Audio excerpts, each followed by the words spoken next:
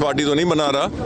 मैं इस वक्त तमाम तर तवज्जो अपने हलके के अवाम को फिर मुतहर्रिक करना है, किस पार्टी में जाना है ये बामी मशरिक के साथ होगा।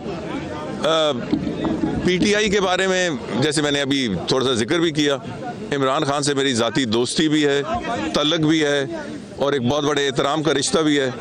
नून लीग में मैं बड़े अरसे से रहा हूँ, मेरा उनसे भी बहुत ज़्यादा रब्ता है। मगर इस वक्त तो मैं अपने हलके के अवाम के पास अपनी खिदमत के एवज़ हाज़िर हुआ हूँ।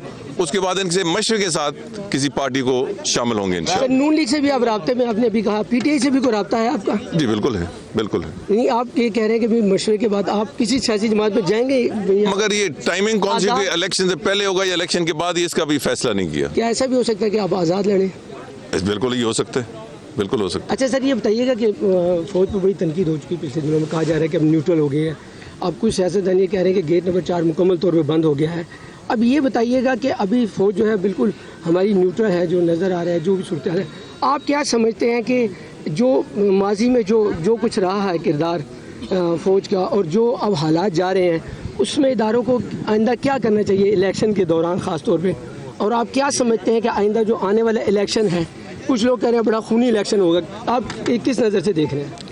नहीं, मैं नहीं समझता कि खूनी इलेक्शन होगा, ये मेरा मौक़िफ़ है।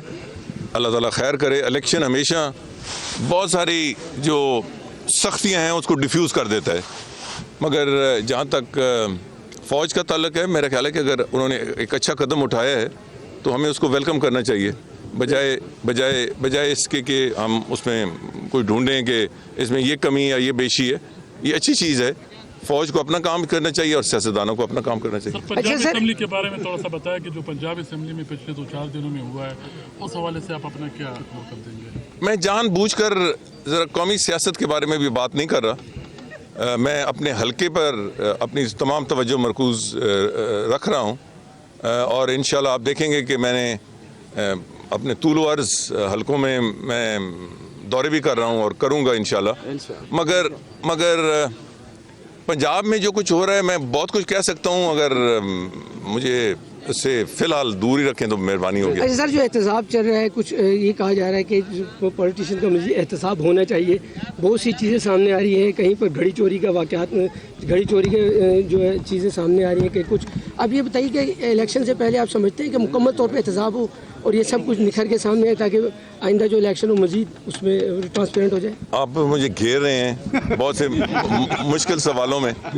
मैंने तो ये सुना है कि जब से हम पैदा हुए हैं मैंने यही सुना है, या जब से हम जी शऊर हुए हैं हमने ये सुना है कि एहतसाब हो रहा है। मगर जब एहतसाब होता है तो एक तरफा होता है, तो मुझे नहीं पता कि अब किस किस्म का एहतसाब होगा, मगर जब भी हो वो मुल्क के लिए अच्छी बात है। एक सीनियर सियासतदान होने के नाते सर इतना तो बता दें कि अगर पंजाब असम्बली और केपी के डिज़ाल्व हो गई है तो इलेक्शन सूबाई असम्बलियों के होने चाहिए या सारे मुश्तरका होने चाहिए? नहीं, अगर ये तो मेरा ख्याल है कि इसमें सियासी जवाब की तो गुंजाइश नहीं है। अगर ये सूरत बनती है तो फिर तो एक आईनी मसला है कि उनके इलेक्शन पहले होंगे।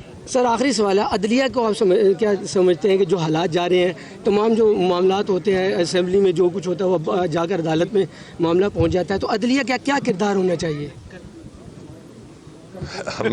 मैं इस पे क्या कह सकता हूँ, आप मुझे घेरे नहीं।